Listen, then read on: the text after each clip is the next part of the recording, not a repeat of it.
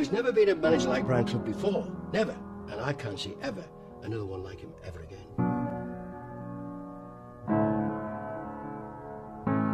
If you thought that you were absolutely magnificent, he would hang your hat on you and say, "This is it, go and play." But there were other moments in games where it would be harrowing. You'd be out trying to prove him wrong rather than prove him right. I heard stories about how he felt at times that he had such a connection with his players that if they were just walking on the pitch, if he thought about it, he could make them turn and look at him. Brian Clough was touched by genius. I don't think there's any doubt about that. He knew it, and he made everybody else know it, which made him an unpleasant, difficult guy to be with. There were times when he was obviously under fantastic pressure, but he had that coolness and the ability to handle it all and make it look easy. Great managers are great people in life, you know, they're on the verge of insanity at times, and I think Brian was one of them people, you know, he was tottering on the verge at all times. And that might be aiming for utopia, and it might mean being a little bit stupid, but that is the way I am. I'm a little bit stupid regarding this type of thing. I'm a little bit of an idealist. I do believe in fairies, and that is my, outlook.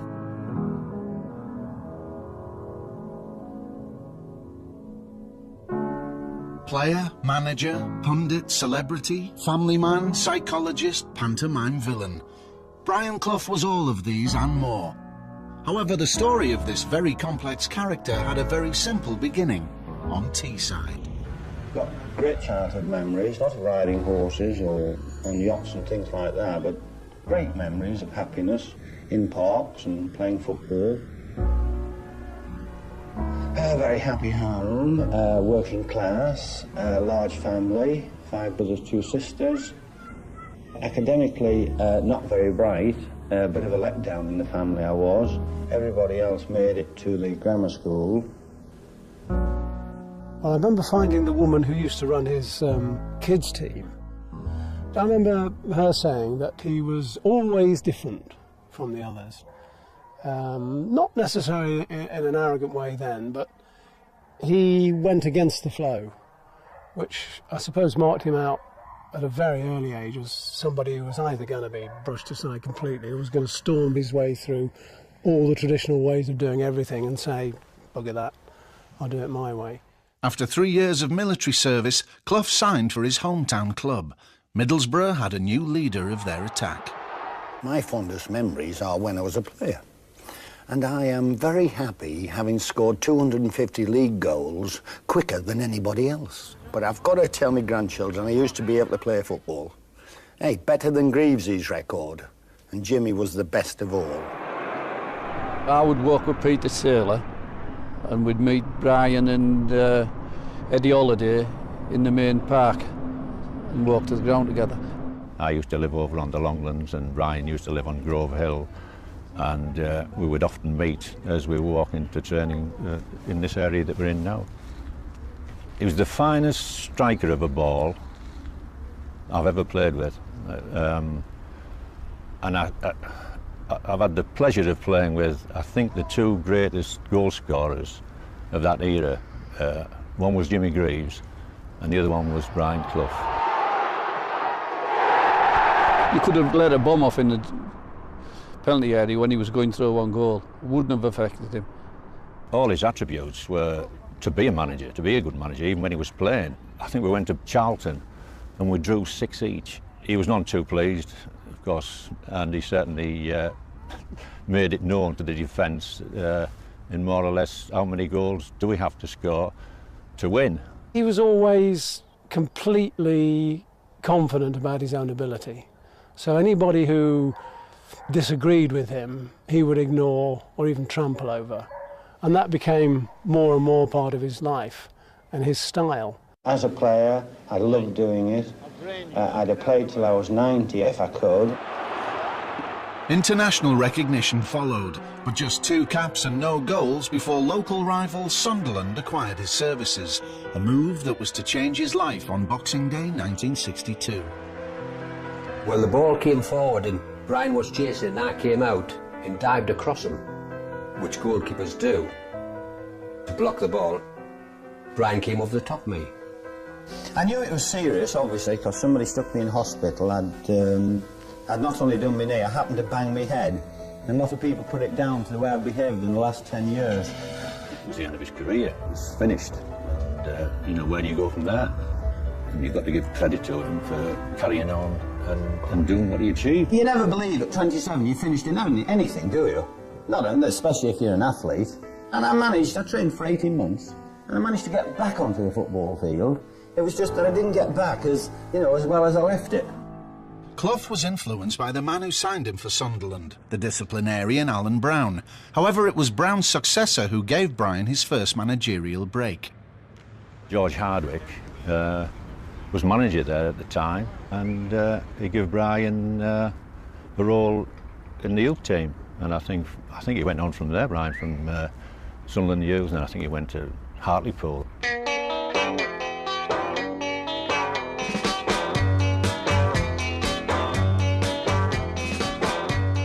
To describe Hartlepool's football club as a tip would be giving a bonus to a tip. Peter Taylor joined me there, but we really were rock bottom, but we got a spirit together. We avoided re-election, which was the norm for Hartlepool before I went there. The first time I met him was on, I think, a Thursday night at Hartlepool, where I was training with the reserves, and just there on trial. And he came up to me and said, "Stand up straight, get your shoulders back and get your hair cut, you look like a girl." And it was a little bit frightening as a 16-year-old. But after the initial sort of fright had worn off, he then began to talk to me and educate me about how the game should be played. People said, oh, he ruled by fear.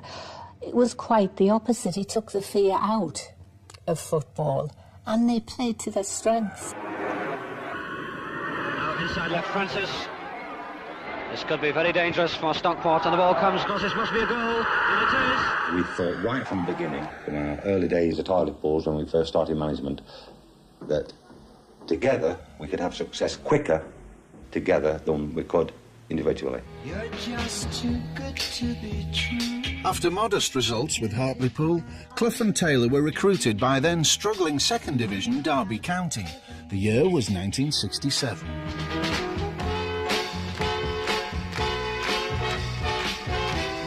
I've got my mind set on football. I know how I approach it, etc., etc. Make no difference whether it's Derby County or whether it's Liverpool. I came 18 months ago from Burton Albion to be with Brian Clough. Brian Clough's the man I know, and I intend to stay with Brian Clough, and I intend to go with Brian Clough to the top of the tree. 7 matches into the season, we made an offer of £6,500 for my services, and I then went to, obviously, negotiate a contract with him. He just said, sign that, it's the best thing you've ever done in your life. So I signed for Derby County. When he was bought from Hartlepool at Derby, one director said to me, what have you brought us? A splather-footed, innocuous, frail weakling and all that type of thing, which as opposed to the unlearned eye, that's exactly what he was. And it was a typical director's opinion. Clough rarely took notice of directors, instead relying on instinct and Taylor to secure the talent for success. In Derby's case, Spurs legend Dave Mackay. All the time I was there, we never had an argument. He never raised his voice. We had the shooting box at the Derby and just letting the kids have a wee shot and that. Brian reckons I taught them how to play. Did you? No, just let them hit the ball and kick the ball, that was all. I never taught them anything, but Brian said it did. David Mackay set the base, and then everybody else blossomed. They were all there waiting for everything until the sun came out, and David Mackay and Willie Carling was our sunshine. So it's Mackay this time, and it goes! You've got a team spirit that borders on blind faith in each other, and you can't go wrong with that kind of feeling. We've got a lot of character in the side. And if anything's going to win second division this season, apart from the normal skill and fight and all that type of thing, it's character. And I've got it, I think. Oh, McFarlane, a fine goal! What beautiful football! And that could bring promotion to Derby. Oh, you are a bloody disgrace! target from there, you want bloody shooting! You just recognise the talent of an individual player. I can see no point in you taking corners. I much prefer you sticking it in. You find them, you sign them, you handle them. Get in there. That's what I pay you for. He made Rolls Royces out of pig iron. Just find players who you knew could do a job. You knew you could mould them into anything you want. And then prove it and do it. And he did it time and time and time again. Well, it had taken us a couple of years to establish ourselves in the First Division after winning promotion. But by 72, you know, as a side, we were really getting it together. We're finding a bit of room.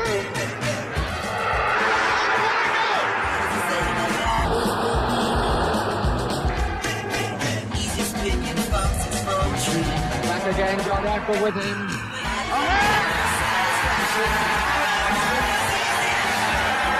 Just kept plugging away and we got better and we got more excited and we got more confident.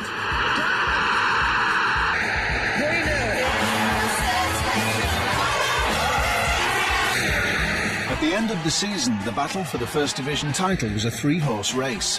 Having completed their fixtures, the Derby players went on holiday to Mallorca and waited nervously for the results. Liverpool, if they'd won at Arsenal their last match, they'd have beaten us. And Leeds just needed a draw at Wolves. Peter Taylor wanted all the players to come round because he had a telephone link with someone in Madrid that was going to let us know whether we'd actually won the championship or not. And the strange thing was that the telephone link broke down before Peter Taylor could say for definite, you've won the league. And we knew the next morning because the place was just inundated with cameramen, reporters. Brian Clough at this moment is on holiday in the Scilly Isles, but last night we got in touch with him. I wanted everybody to feel like I felt last night, everybody in the world in actual fact, and this morning. It was an unforgettable feeling, and I only wish that, you know, everybody could have shared it with me and everybody in the world. It turned into a big, big fiesta at the hotel with people wearing sombreros, people getting thrown into the swimming pool. It's not very often you can get to the peak of your career surrounded with your mum and dad and your wife and your 3 kids. He won the Second Division Championship, then he won the Division 1 as it was in those days.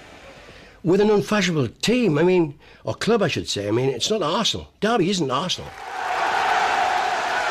A lot of people you claimed at the beginning didn't really give Derby County credit for winning it, but surely since then you've had your full acknowledgement, haven't you? There were a lot of silly people that didn't, Frank, yes. The more intelligent ones among you did. The title triumph proved a springboard that launched Brian from mere manager to celebrity. What makes me laugh? I mean, you have a sense of humour. I went to see you on Thursday night at Talk of the Midlands in Derby. Oh, I'm sorry, it was Mike Yarwood. He doesn't do a bad job on you, as you might see in a moment. Have you ever thought of extending your career in the entertainment business? Manager, television? Would you like to play Hamlet or pantomime or something like that? I think I'd like to play Hamlet, but I've no great ambition to be a Shakespearean actor. If that was offered to me, I'd have to change some of the words. He was a good lad.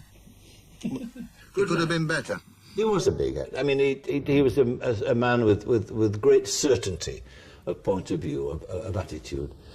He didn't see the other side of the argument too often at all.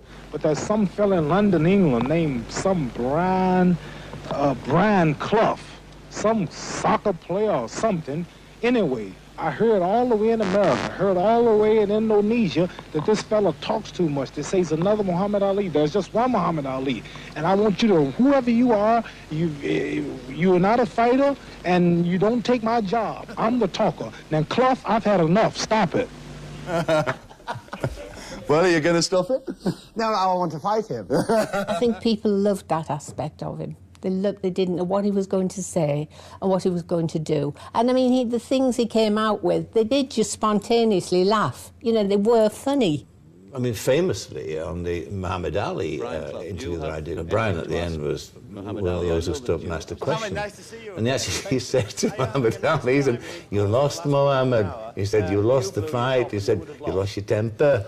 And I was looking at the guy, who the hell is this? telling me the world champion, but that was Brian. Are you having a nice time in England? Yeah, all but now. He was wonderful.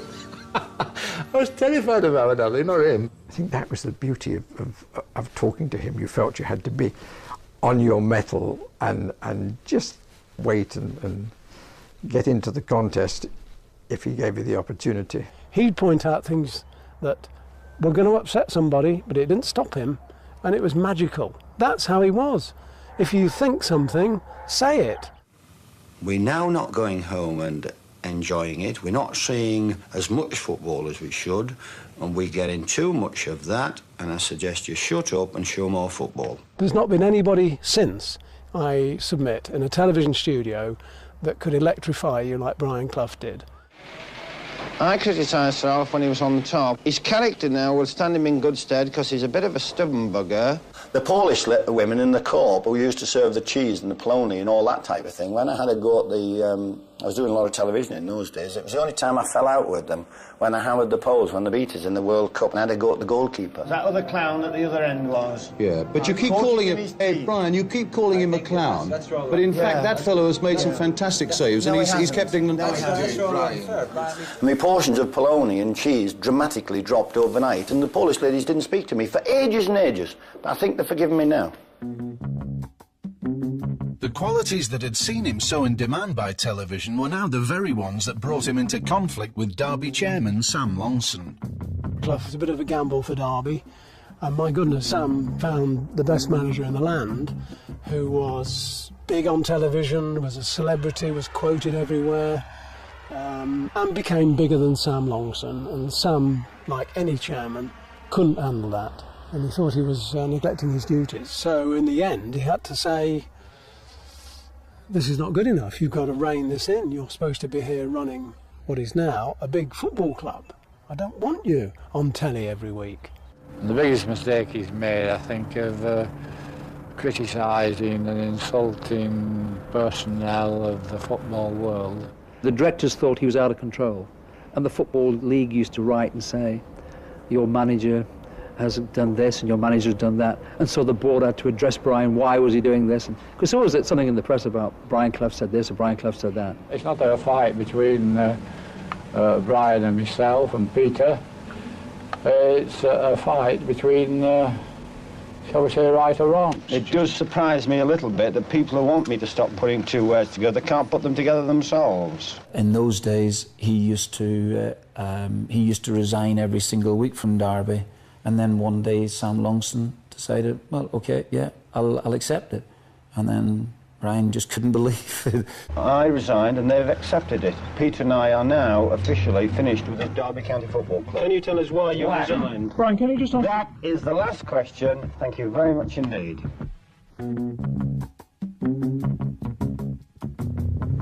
It was just an incredible shock, not just to the players. The whole of Derby could not believe that it had happened. The drama at Derby started in the streets outside the ground just before the kick-off. There you can see the crowd about an hour, three-quarters of an hour before the match. That day when he came back for Derby's first match after the walkout was just incredible. There was Sam Longson taking the cheers of the crowd in one little area of the director's box, and Clough had sneaked in round the back, and of course the cheers were 3 times as loud for him. And there in the stand is Brian Clough. He just had to milk it, and he did. Clough then left for London and the Parkinson Show, where he was as forthright as ever. I would love a few chairmen on your programme occasionally. I believe the very sight of them brings the game into disrepute. And every time they open their mouths, it kills it.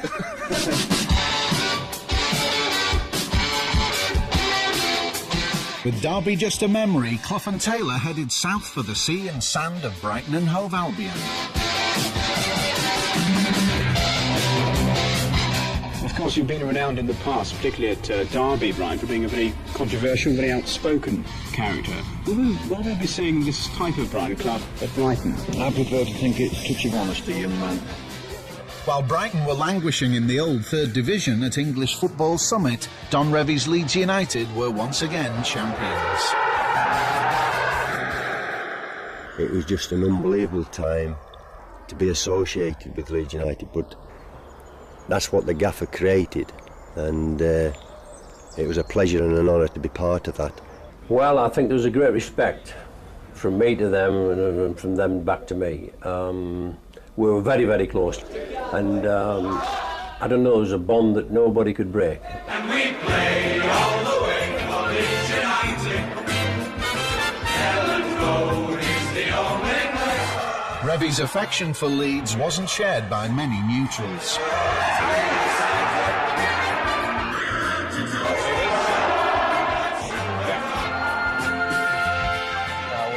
To see the taping up of referees extended to such an extent where it would be a crime to go and clobber somebody.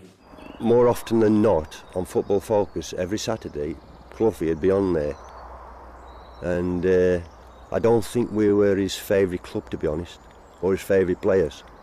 He used to really have a right go at us. The dirty Leeds tag didn't stop Revy becoming England's new manager, leaving a vacancy at Elland Road. The gaffer did tell us that he recommended to the board of directors John Giles and Billy Bremner be a joint managerial, and that would have gone down well. Typical our board didn't listen to our gaffer, which I think they should have done. I would think if you'd have said any manager out of 1,000 that Brian Clough wouldn't have been the name anybody would come up with. For our board to go and appoint him was the most amazing thing. You ain't going to believe this, but he was a nervous man meeting us, and you wouldn't think that, would you? The first meeting, I think that was his downfall, because he actually went through, what he thought of each and every one of us. His remarks wasn't very nice, to say the least. What he said to Eddie was, you should have played far more matches than you have done, because if you'd have been a racehorse, you'd have been shot, young man. I think if he'd have come in and just said, look, never mind what I said in the past, you're a good side, and I only said the things I did to try and upset you a bit, professionalism, it would have been accepted. But he came in and he wouldn't let it die, he wouldn't let it rest. And almost his first action, as I think is famously known, was to tell them to put away all their medals because they only got them by cheating. It's hardly designed to get people on your side.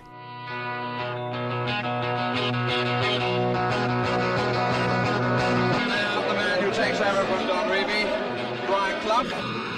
Under the old gaffer's watchful eye, Clough saw his first match in charge of Leeds descend into chaos.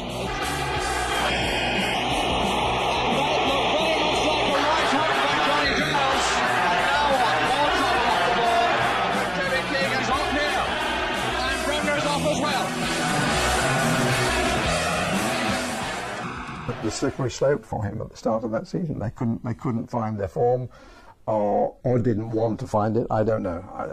I think there were some players there who didn't want to play for Clough.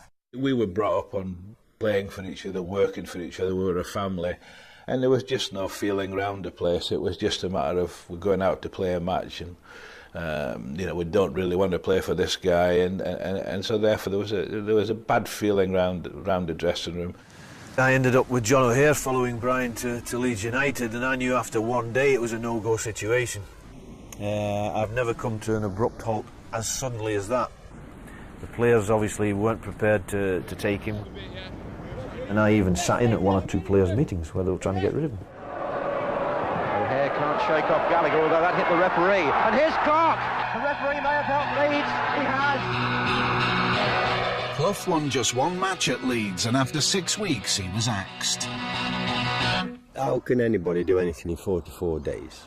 Just impossible. I mean, God couldn't do anything, could he, in 44 days? Never mind Brian Clough. Why is Mr. Clough the wrong man now when he was the right man exactly 6 to 7 weeks ago? Because the board thinks that to keep the players happy, and this is what we should do. We have been blamed for getting him the sack.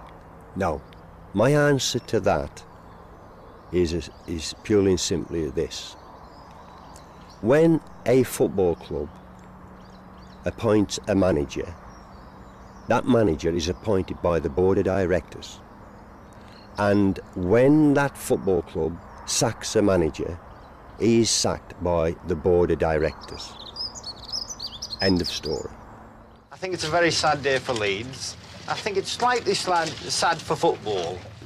It was the first time he hadn't had Peter, and I think the first thing he did when he blew it at Leeds was to go and get Peter Taylor back on board with him. So I think that showed that Brian realised, you know, probably he wasn't able to do it on his own. He went into the lion's den, I'm afraid, and they hit him. Not many people have done that. The day he was sacked, Clough agreed to go on Yorkshire television to talk about his time at Leeds. Don Revie had also been approached to appear on the show. Why did you come from Brighton to Leeds to take it on when you criticised him so much? Why did you take the job? Well, because I thought it was the best job in the country. I wanted to do something you hadn't done. I want to win the league, but I want to win it better. Yeah, but there's no way you can win it better. Why not? No. I couldn't give any other answer. And I wanted to win the European Cup. Truthfully, I think that Brian is a fool of himself. I want to be like me. Well, Don obviously wants to be like him. I believe in a different concept of football to Don. I think. Clough's brief tenure at Leeds became the subject of David Peace's novel The Damned United.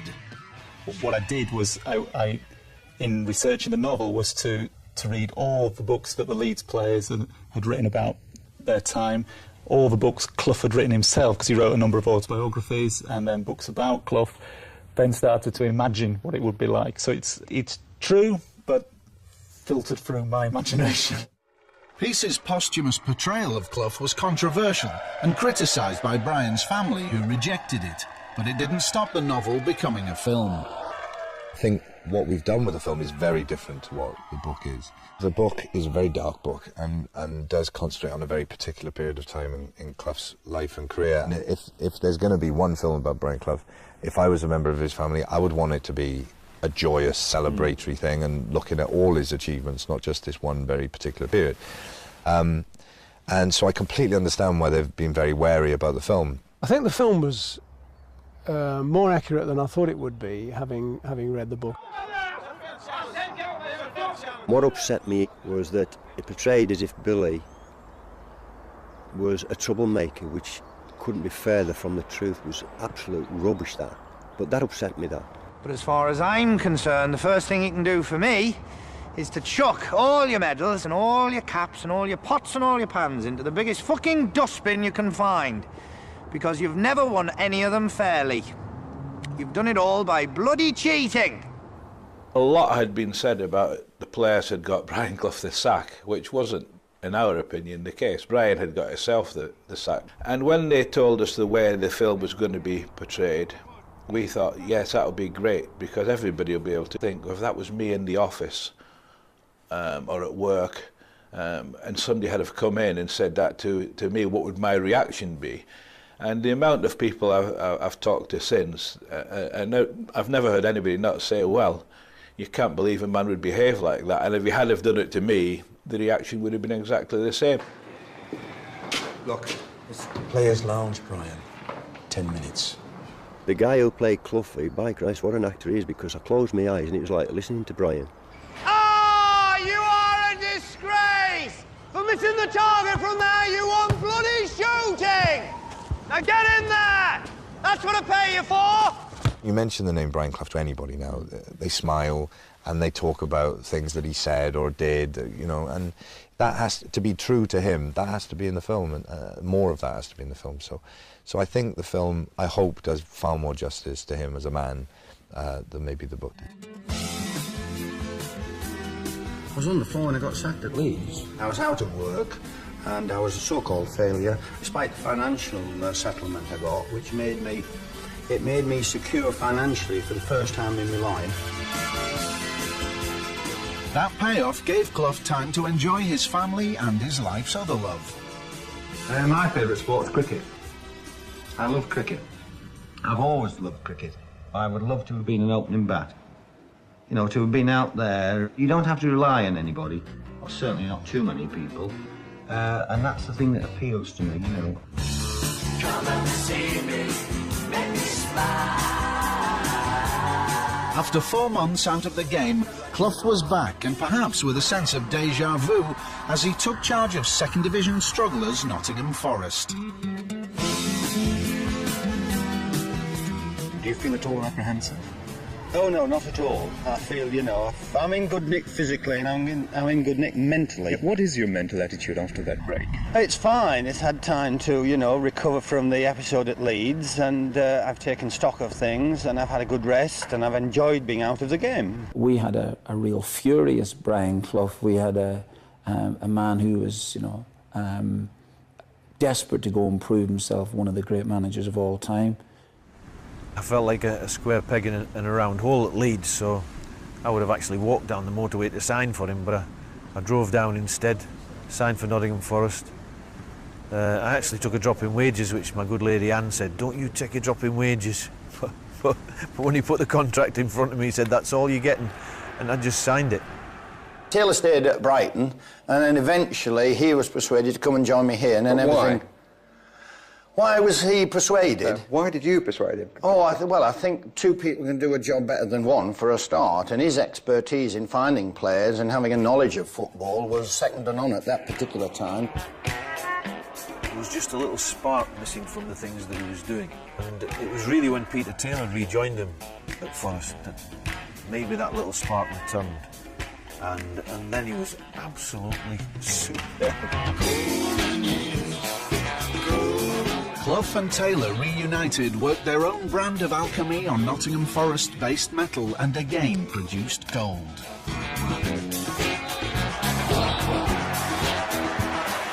We were a group of players, in many aspects, just trying to find our feet. But we'd had a few bad experiences, you know, with the manager before. John and I particularly couldn't get on with him, no matter what we did. But when Brian Clough arrived in '75, changed their lives, changed their whole outlook in football. If he hadn't come along at that stage, I think I would have gone out of the game, because my career wasn't going very well, and like, as I say, a lot of people have blamed everything else other than myself.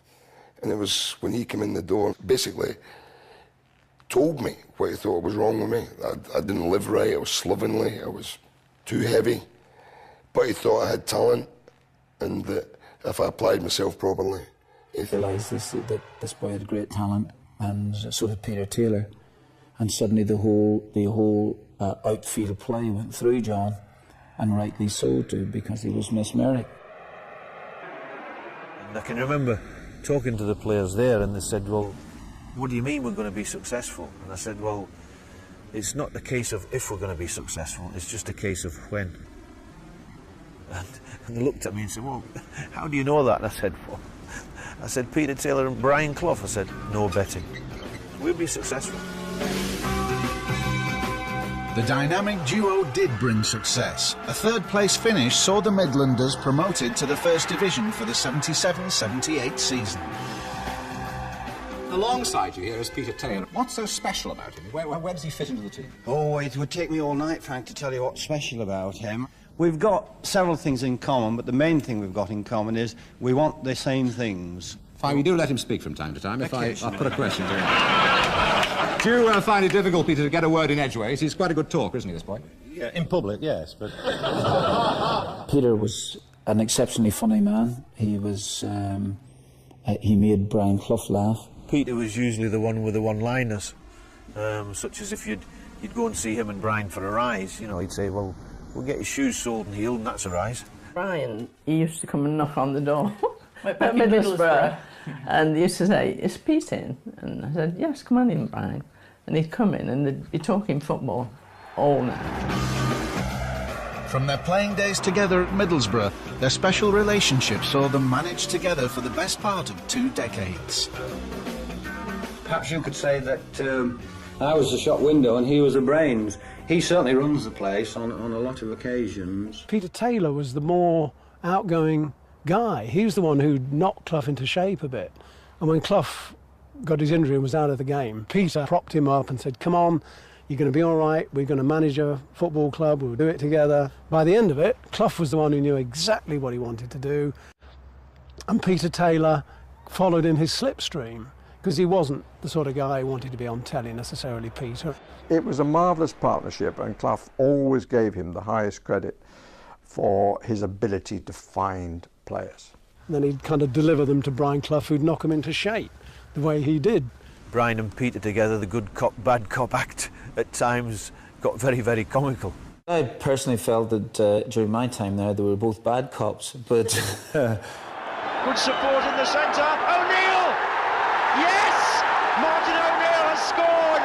I went to see him in his office a number of times and I was absolutely petrified. I felt that I had done my stint at wide right-hand side. I wanted to go and play central midfield. And in those days, of course, there were numbers 1 to 11 and a number 12, just being the one sub. And he said, I'll give you a choice. What number did you wear last week? Number 7, boss. He said, right, okay, I'll tell you what I'll do. I said, I'll give you a choice.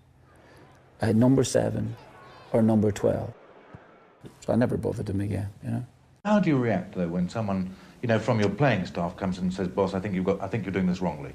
Good, well, I ask him which way he thinks it should be done. We get down to it, and then we talk about it for 20 minutes, and then we decide I was right.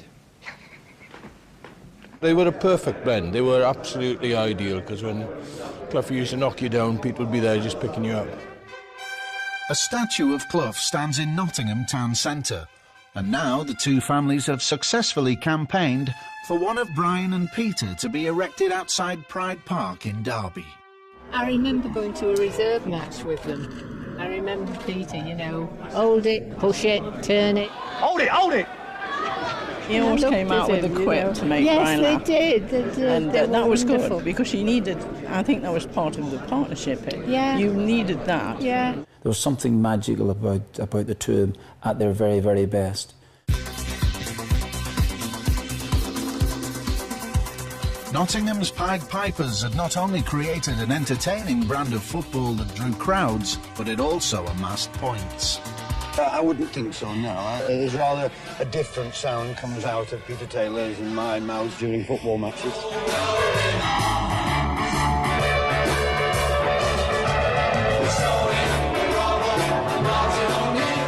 After I'd written that song, I've... only joking.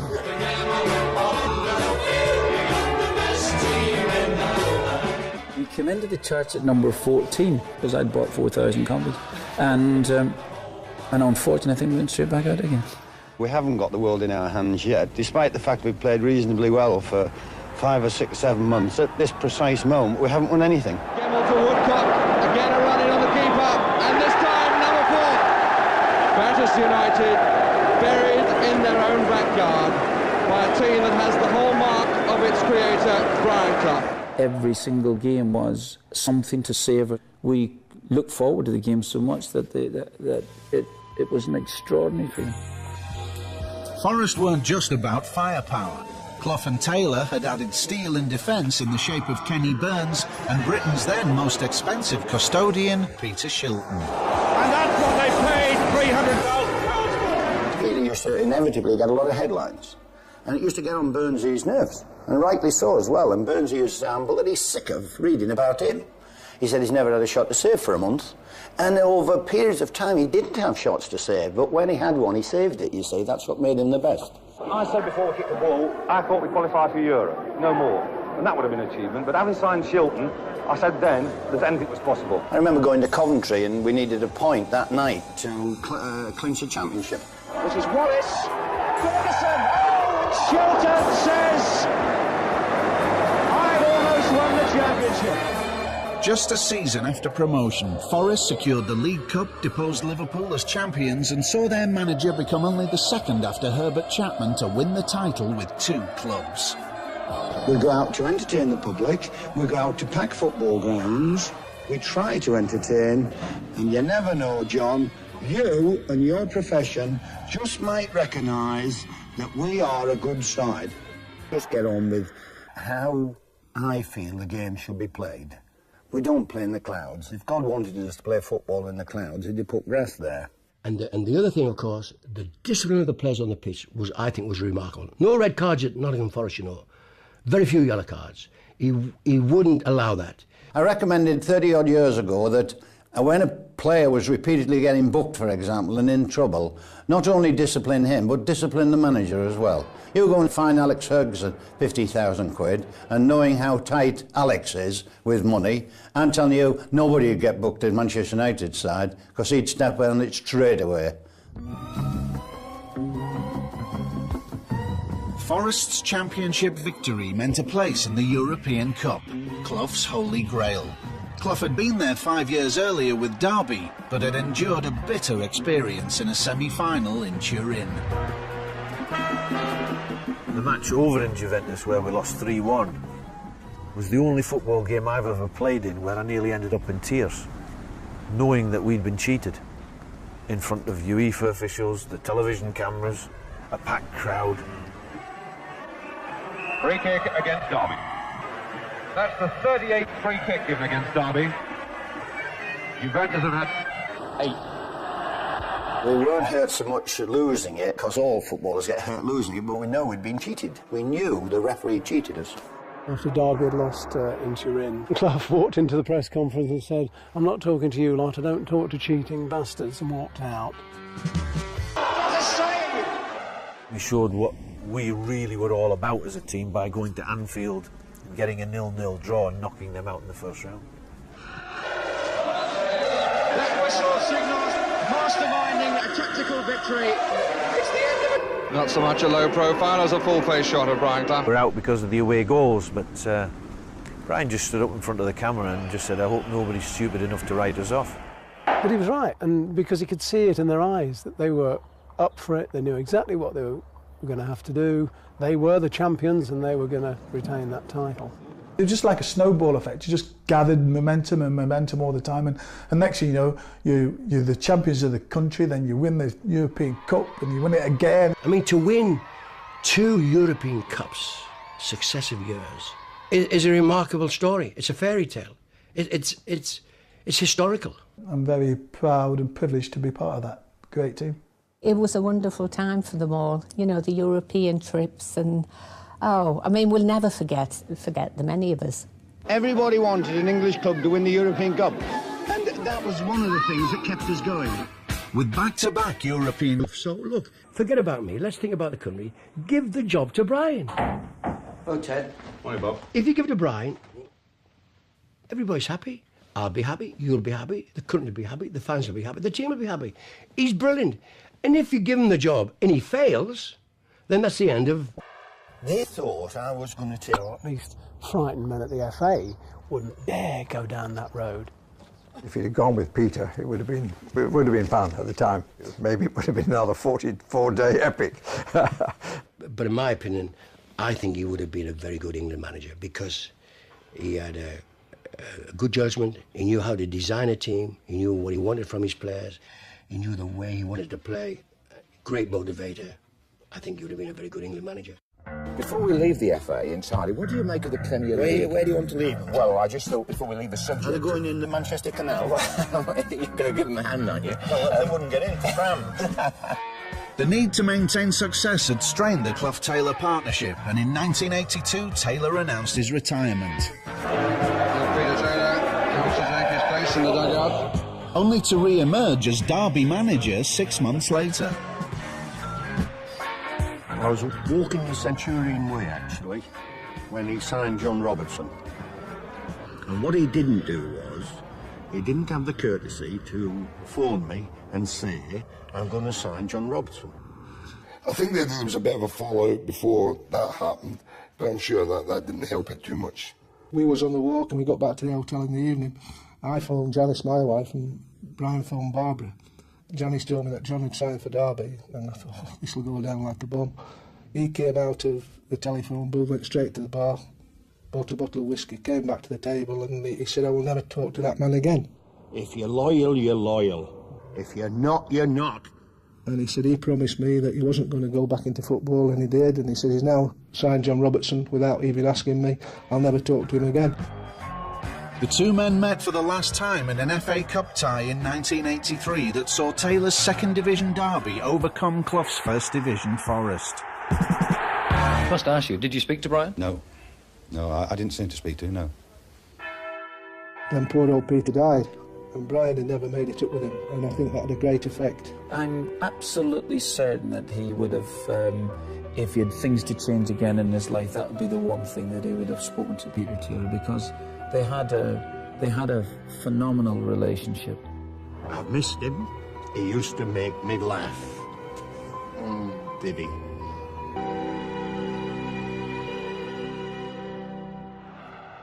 Brian, now alone, set about rebuilding Forest around youthful names like Pearce, Keane, and one more familiar to him, Clough. Nigel was brilliant. You'll see many of that. There was never any suggestions of any sort of favouritism. It was far too professional because the result and the team, that was everything. And it wasn't down to any particular individual, whether it was anybody else's son or not. You wouldn't think they were father and son. They separated the togetherness away from the football club. That was brilliant. They were very professional, and Nigel in particular, very focused on that.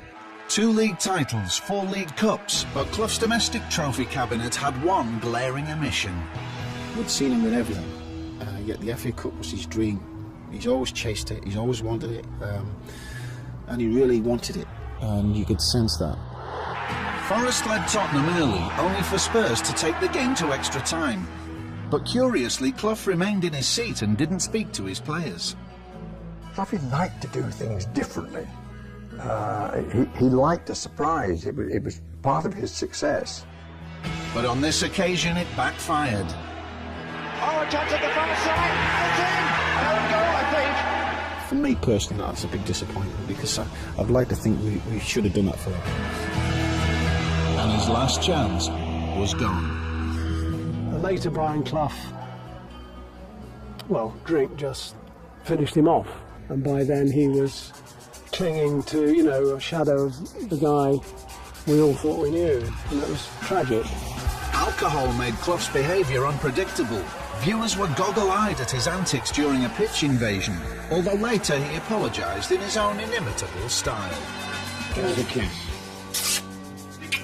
Give us a kiss. Chase man. I think we all noticed the changes. It was, it wasn't instant. It was just gradual. But there was times when you question what his decisions were. You would think about what he was doing. But probably the cruelest part was the fact that we all knew the alcohol had hit him hard. It's sad to see the way that this so confident man could become the figure that he became. But I don't think people laughed at him. They were saddened by what they saw. 40 years in this business, I think, takes its toll, and I think it's caught up quite rapidly, the last 18 months or so. It was getting out of hand a wee bit, but it's like everything else. You just face it and get on with life and cut it out. I feel he still had his finger on the pulse for a long time, and it was the latter stages that just took his eye off it a wee bit and lost that little bit of balance and direction, and that's when we lost our way. In 1993, Clough's side were not coping well with the newly formed Premier League, but for him there was worse to come. It has been agreed that Brian will retire at the end of this season. Despite being given the freedom of the city and an honorary degree just months earlier, the Forest Board had decided it would be Clough's last hurrah. He probably should have left earlier on a high instead of really dragging it out. Could do with him centre-half, lad. Bottom of the league. It just pitted out, and it didn't deserve that. His career didn't deserve that. He deserved better. His last meaningful game in charge was against Sheffield United at his beloved City ground, a game Forest had to win to avoid the drop. I suppose a commentator's first requirement is not to be biased, but I couldn't help wanting Nottingham Forest to win the match. They had to win to save themselves. Hartfield's cross. Gale!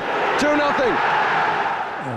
And for Clough to end his career at Nottingham Forest by being relegated just was desperate. But the man was in a pretty desperate state. He was like your father, and he was having a bad day, and he didn't look well, and everything about his demise was there for everybody to see. And it was sad. I can't remember what I asked him. Even now, that moment sort of comes back, but it's something that I sort of want to blank away. So what are you going to do with yourself? You're not a chap for football and a dog. I'm going to spend boring minutes talking to people like you. Is that all you're going to do? Is that all you're going to do? That's what I'm going to do. No, I'm not.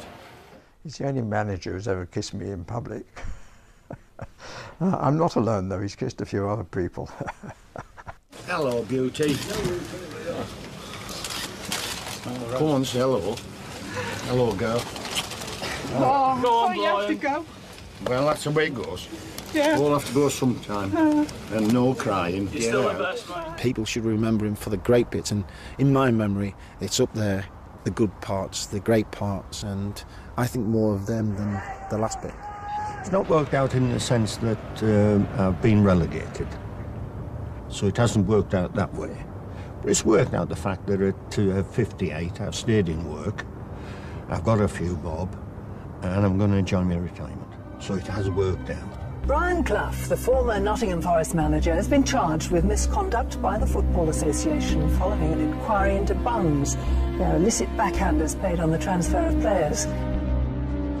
Clough appeared before a Football Association disciplinary panel, but no charges were ever brought against him. You can only be there 6 minutes when you know you've not done anything wrong.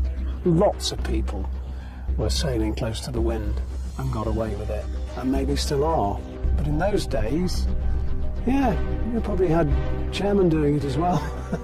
It seemed to be the way football was run. He did a few things his way which were a bit questionable, and he was probably quite lucky that his ill health prevented a greater inquiry into transfer dealings. Brian Clough, one of Britain's most inspired football managers, has died. Aged 69, of course, led Nottingham Forest to 2 European Cup titles. He'd been suffering from stomach cancer for 18 months. And became known as the best manager England never had. Brian Clough was gone, but he'll never be forgotten. Any time I think, well, what did Brian do for me? I just look at a cabinet I've got at home and it's full of medals and massive honours in the game, and I owe it all to him. He brightened all our lives. We perhaps didn't like him very much, but he was one of those magical guys you'll never ever forget. He'd tap you on the shoulder and say, well done. You'd go walk out that dressing room like you were Goliath, you know. He had that effect on you, you know. If you got his praise, you knew you'd done well, because he didn't give it out that often. Time in his company would be provoking, interesting, fun, and I think I'm a better person for having known him, and I think that applies to a lot of other people. He used to say, didn't he, I hope I've contributed and I hope somebody liked me. So, you know, I think a lot of people did, yes. Bill Shankly would have gone berserk, for example. Oh, it's crap! Oh, it's bloody rubbish! It's rubbish! It's very, very difficult, Pat, for me to talk about it at the moment. But I'm against them. I don't have any O-levels, I don't have any A-levels, and when my children chastise me and give me stick about my lack of this, I put my European Cup medals on the table, and my Championship medals. I've got a table full. They're my O-levels and A-levels. Dictators are out, but I would love to be the perfect dictator. People get some things in life by being one. And I don't know what the population of the Earth is, but if you're one of it, then you're a bit special.